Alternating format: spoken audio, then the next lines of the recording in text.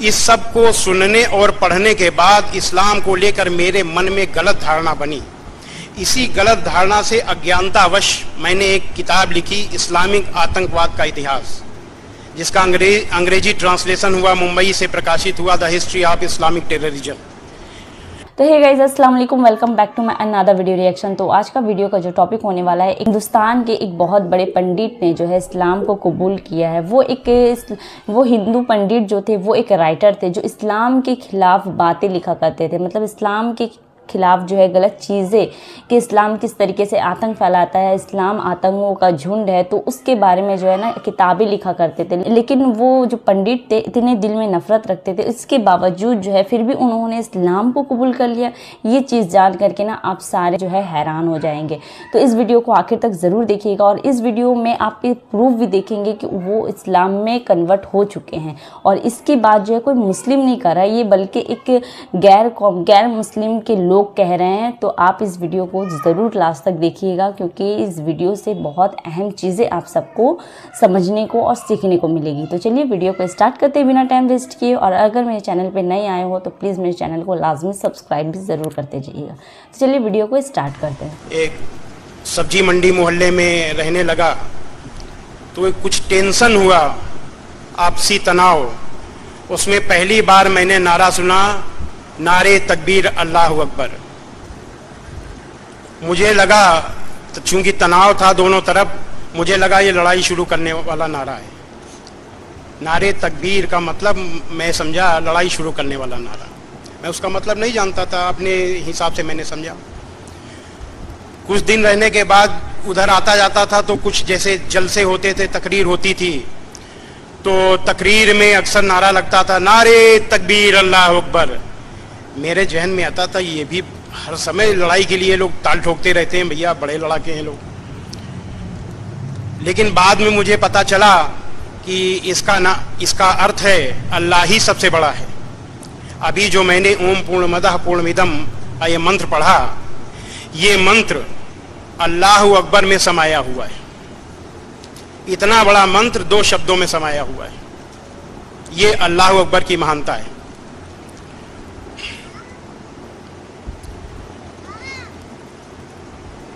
इसके बाद जैसा कि आज पूरे देश में नहीं पूरे विश्व में इस्लाम को लेकर तरह तरह की बातें की जा रही हैं, इस्लाम को बदनाम करने का प्रयास किया जा रहा है। लेकिन बाद में कुछ कारणों से मुझे लगा कि कहीं इस्लाम को लेकर मेरा यह सोच गलत तो नहीं है। इसलिए मैंने दोबारा फिर से कुरान मजीद पढ़ी। पहले जब मैंने कुरान मजीद पढ़ी, कुरान मजीद का हिंदी अनुवाद, तो मेरा तन शुद्ध था लेकिन मन शुद्ध नहीं था, क्योंकि मैं उस कुरान मजीद में आतंकवाद ढूंढ रहा था कि आतंकवाद कहाँ कहाँ है। इसलिए मेरा मन शुद्ध नहीं था। जाकी रही भावना जैसी, प्रभु मूरत देखी तिन तैसी। इसलिए मुझे उसमें आतंकवाद दिखाई दिया, उसमें अच्छाइयाँ मुझे नहीं दिखाई दी, क्योंकि मैं अच्छाइयाँ देखना ही नहीं चाहता था। लेकिन बाद में जब मैंने तन और मन दोनों की शुद्धता के साथ कुरान मजीद पढ़ी, तो मुझे कुरान मजीद का वास्तविक अर्थ समझ में आया। ईश्वरी पुस्तकों की, ये ईश्वरी किताबों की विशेषता होती है, उनका सही मतलब और मकसद समझने के लिए तन भी शुद्ध हो, मन भी शुद्ध हो। अगर मन शुद्ध नहीं हुआ तो आप नहीं समझ सकते। तो इस वास्तविक इस्लाम को जानने के बाद मेरी विचारधारा ही बदल गई, सोच ही बदल गया। पहले मैं सोचता था कि इस्लाम अरब से आया, विधर्मियों का धर्म है जो हिंदुओं का विरोधी है। लेकिन जब मैंने वास्तविक इस्लाम को जाना तो मुझे पता चला इस्लाम अरब से नहीं आया। इस्लाम परमेश्वर की ओर से आया हुआ धर्म है, जो केवल मुसलमानों के लिए या केवल अरब वालों के लिए नहीं, बल्कि संपूर्ण मानवता के लिए आया। और यह हिंदुओं का विरोधी भी नहीं है, क्योंकि इस्लाम किसी व्यक्ति, किसी धर्म, किसी संप्रदाय का विरोध नहीं करता। इस्लाम केवल बुराइयों का विरोध करता है। उन बुराइयों में सबसे बुरी, सबसे ज्यादा जो बुराई है वो है शिर्क, अनेक ईश्वरवाद, अनेक ईश्वर की पूजा करना। ये जो शिर्क है ये सबसे बड़ी बुराई है जिसको इस्लाम मानता है। लेकिन इस बुराई के लिए ऐसा नहीं है कि मुसलमान डंडा लेके निकल जाएगी, जो जो शिर्क करेगा उसको आज हम डंडा से मारेंगे, ये नहीं है इस्लाम में। इस्लाम में यह विरोध सैद्धांतिक है, इसके लिए जोर जबरदस्ती मना है। कुरान मजीद के सूरा 2 आयत 256 में है, धर्म इस्लाम में जबरदस्ती नहीं। सूरा 109 आयत 6 में है, तुम अपने दीन पर, हम अपने दीन पर, यह इस्लाम। इसके अलावा मैंने देखा कि यह विधर्मियों का धर्म भी नहीं है, क्योंकि यह वह सत्य है जो हजारों साल से हमारे वेद, उपनिषद और गीता में मौजूद है। इसमें अपनापन है, ये विधर्मियों का धर्म नहीं, ये भी मुझे मालूम हुआ।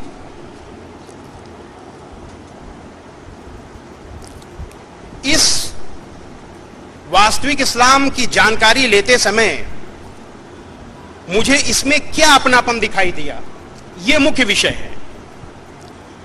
जब मैंने कुरान मजीद पढ़ी तो शुरुआत हुई बिस्मिल्लाहिर्रहमानिर्रहीम, शुरू परमेश्वर का नाम लेकर जो बड़ा कृपालु और अत्यंत दयालु है। ये बिस्मिल्लाहिर्रहमानिर्रहीम पढ़ते ही मुझे ओम शब्द याद आया। ओम का शाब्दिक अर्थ है परम कल्याणकारी परमेश्वर, यानी बड़ा कृपालु और अत्यंत दयालु परमेश्वर। ओम जब किसी मंत्र के शुरुआत में या किसी विषय की शुरुआत में जब ओम लगा दिया जाता है तो ओम का एक वाक्य ओम बन जाता है। उसका अर्थ हो जाता है शुरू परम कल्याणकारी परमेश्वर के नाम से, उसका यह अर्थ हो जाता है शुरू परम कल्याणकारी परमेश्वर के नाम से, या शुरू परमेश्वर के नाम से जो बड़ा कृपालु और अत्यंत दयालु है। यही तो है ला इलाह, यही तो है बिस्मिल्लाहिर्रहमानिर्रहीम।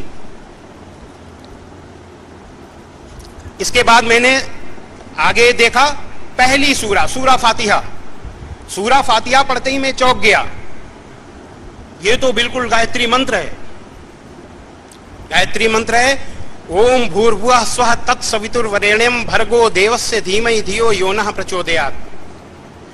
शुरू परमेश्वर के नाम से जो बड़ा कृपालु और अत्यंत दयालु है,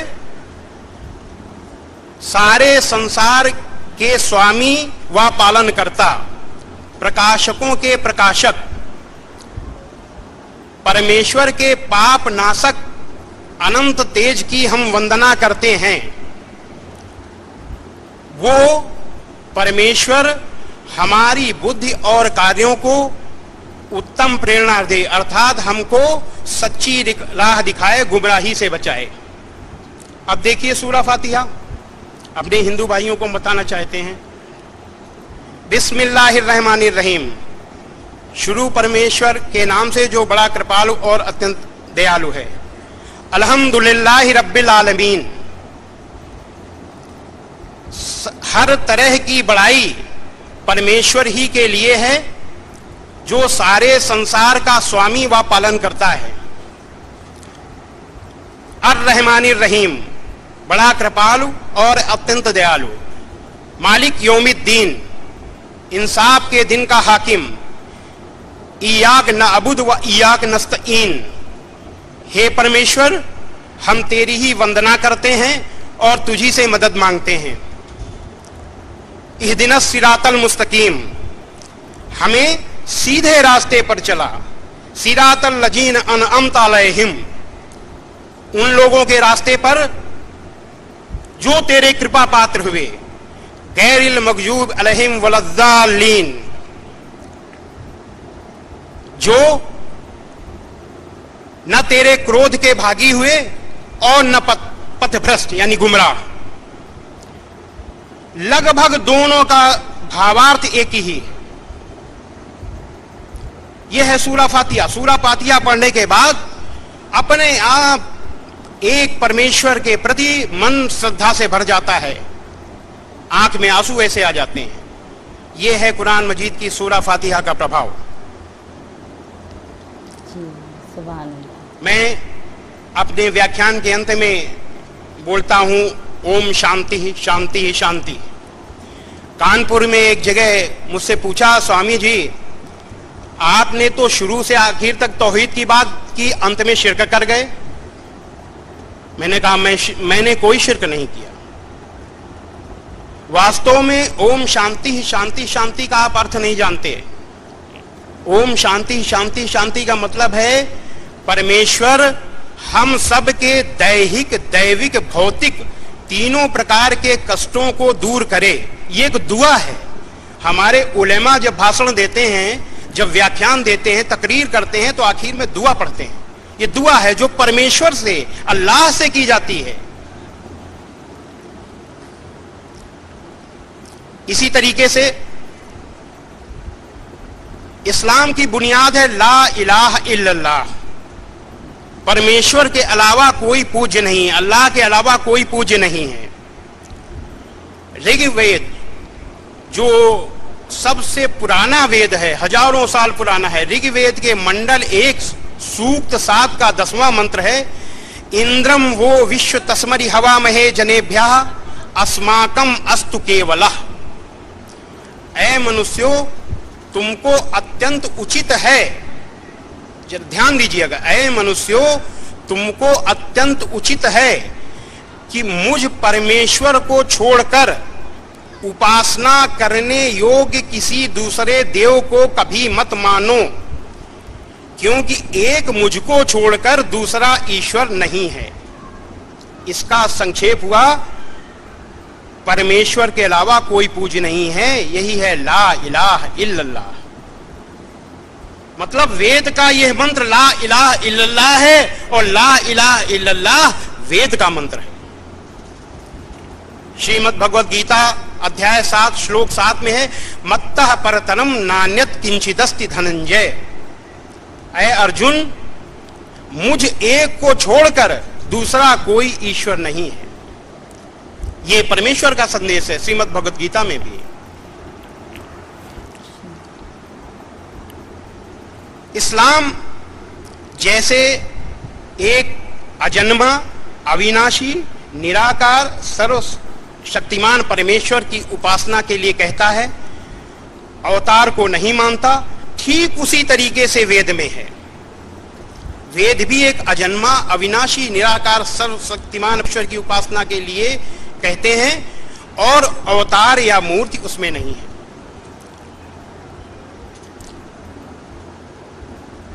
श्वेता श्वेतरोपनिषद खंड 6 श्लोक 8 में है, न तस्य कार्यम करणम च विद्यते न तत्समश्चाभ्यतिकश्च दृश्यते। उस परमेश्वर के शरीर और इंद्रियां नहीं हैं, अर्थात वो निराकार है। न तत्समश्चाभ्यतिकश्च दृश्यते, उसके समान अथवा उससे बढ़कर भी कोई दिखाई नहीं देता। मैं यहां बता दूं कि ये मैं सुना क्यों रहा हूं।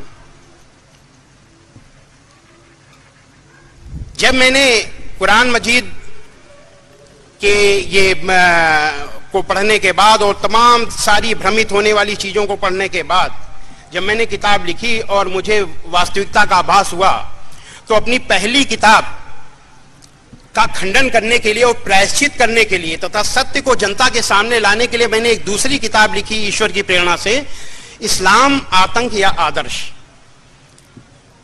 ये वो पुस्तक है। इसका हिंदी और उर्दू अनुवाद भी हो रहा है। तो ये पुस्तक मैंने इसलिए भी लिखी कि इस देश में हिंदू और मुसलमान साथ साथ रहते हैं। अगर हम एक दूसरे के धर्म को, एक दूसरे के विचारों को नहीं जानेंगे तो समाज विरोधी तत्व, इंसानियत विरोधी तत्व हमारे और आपके बीच आसानी से भ्रम और संदेह पैदा कर देंगे, तरह तरह की बातें उड़ाएंगे। तो इसलिए यह जानना जरूरी है। और सबसे बड़ी चीज मैं मुसलमान भाइयों को बता दूं कि यह एक हिकमत है। इससे भ्रम और संदेह दूर होगा, विश्वास आएगा, तौहीद के प्लेटफॉर्म पर एकता की बात, एक साथ बैठने की बात बनेगी और हिंदू और मुसलमान दोनों के लिए एक नया रास्ता भविष्य में खुलेगा।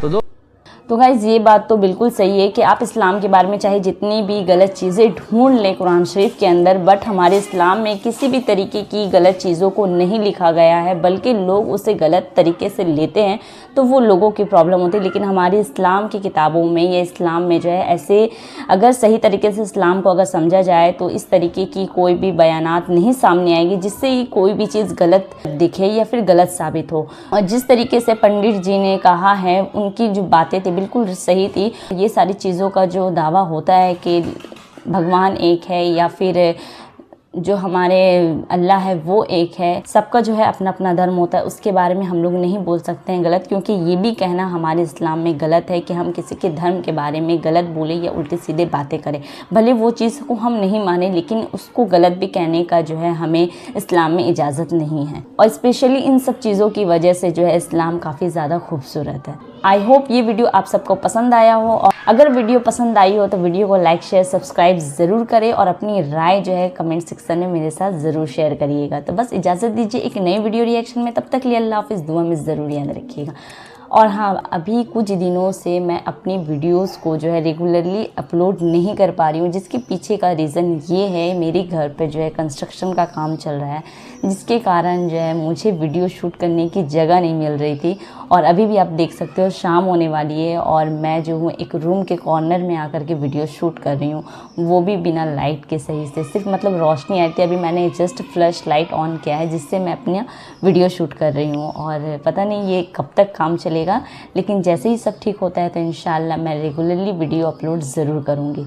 तो बस थोड़ा सा आप सब सब्र रखें और मेरे वीडियो को लाइक शेयर सब्सक्राइब ज़रूर करते रहें। तो बस इजाज़त दीजिए एक नए वीडियो रिएक्शन में, तब तक के लिए अल्लाह हाफिज़, दुआ में ज़रूर याद रखिएगा। Bye bye.